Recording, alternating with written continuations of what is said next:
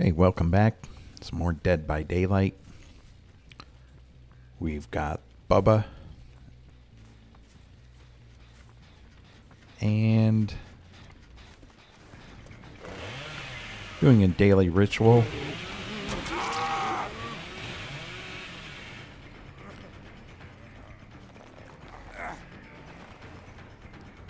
I was watching some videos from the PTB. The developer update is on the PTB right now, and typical survivor mains are complaining that the anti-camping mechanic is not enough, that killers can still camp effectively from the top of the basement. Honestly, they're very entitled. Obviously shows how entitled they are. If it were up to me, they wouldn't be getting such a mechanic. So they should be grateful for what they get, but no, they can't do that. I find it really ridiculous that developers introduce a new mechanic to make killer even more difficult, and all survivor mains can do is complain. I also saw a video recently by Scott Jund. He was testing out the Skull Merchant changes, and he pretty much says that the Skull Merchant is completely useless now. That's not surprising. It's a very poor killer design, and the only thing she had going for her really was the 3-gen setup. It looks like when you place a drone in the air, it doesn't lock onto the survivor immediately, so they can just abandon the loop they're running as soon as they see you put a drone in the air. It doesn't make any sense. I mean, they want to take the killer in a new chase-oriented direction, but then they don't actually give her the tools to be able to engage in chases effectively. If you're going to have her drones aid her in chase, they need to be able to lock on survivors as soon as... There should be no delay in putting up drones, and as soon as you put up a drone, it should lock onto the survivors immediately. But that's not how things work. That behavior, of course, because they're really rather clueless and incompetent. It's amazing that this killer, they still can't get right. So yeah, no one's going to be playing the Skull Merchant after the changes. She looks completely dead. I mean, she's just an M1 killer. She's got nothing going for her in a chase. As soon as the survivor sees you put a drone up, they're going to leave.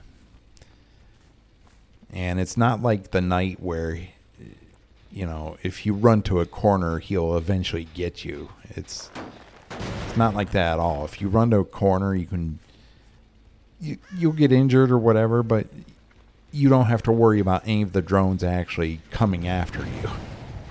Like with the Knight's Guards. They will eventually get you if you run out of map to actually run to. It's not really so with the drones. So yeah, she's pretty much useless as of this new update.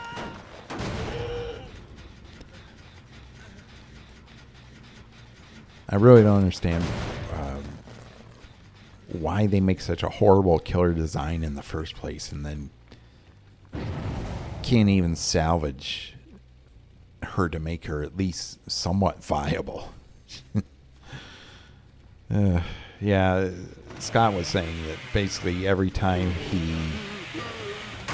he put a drone in chase, the survivors simply ignored it, went to the next loop, because there's no way the drone is going to lock onto them quickly enough to make her any kind of a threat in loops.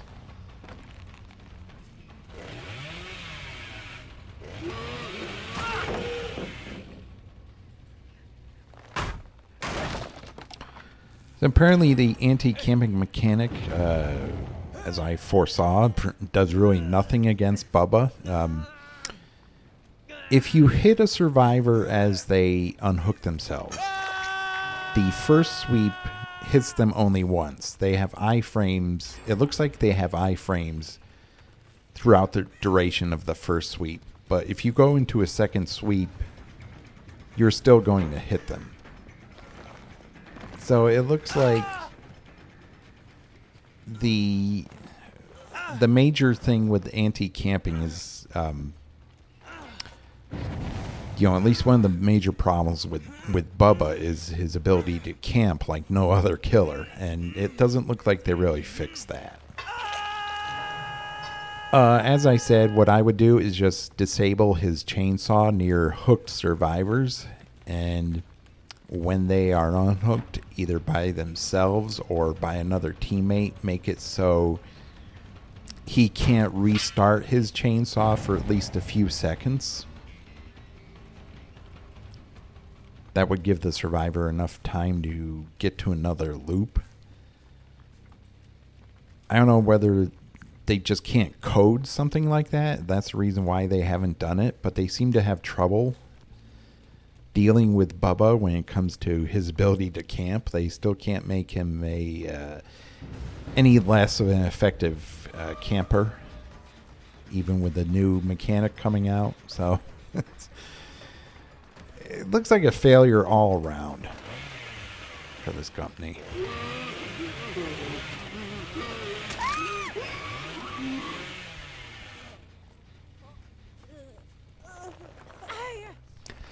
This is one of the matches, though, I do enjoy going against survivors as killer. Is like Bubba is. He's one of the few killers where you can go for different chases because his chainsaw allows you to insta-down survivors. It does make chases a lot quicker. Even still on bigger maps, he suffers, but I like going for different chases. It's boring just camping with him. I don't like camping with him at all, so apparently the Meg thought I was doing too well, decided to quit. Even though they only have 2 gens left.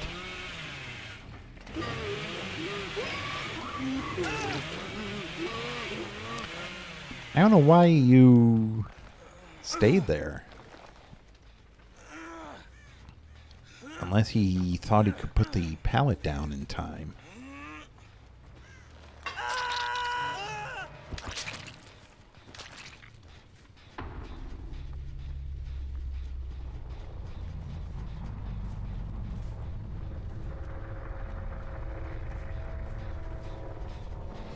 I think this build works best on Bubba. I tried with the Trail of Torment. And Trail of Torment's okay, but if it's a wide open space, they're going to see you coming anyway. I think this build works better because I don't really use Tinkerer for the undetectable effect. I mean, it's nice, but I use it to let me know which generator I need to kick after I hook a survivor. And that's where Pop comes in.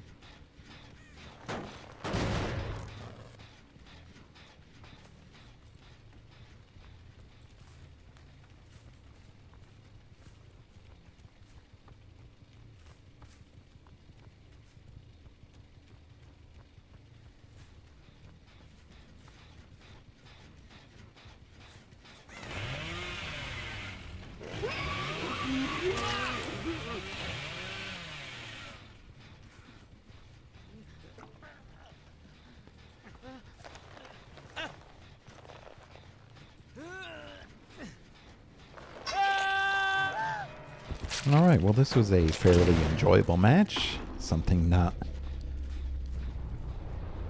often that I experience in this game as killer.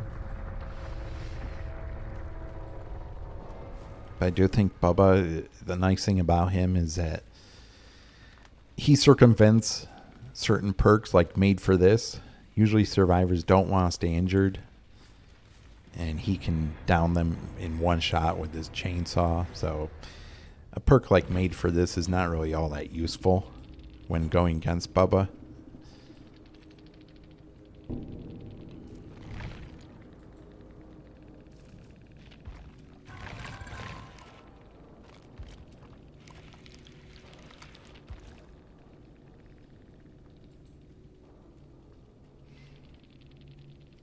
Yeah, the Renato had Made for this, and Hope, of course. Yeah. Still waiting on the developers to do something about that. It's not happening in the next update.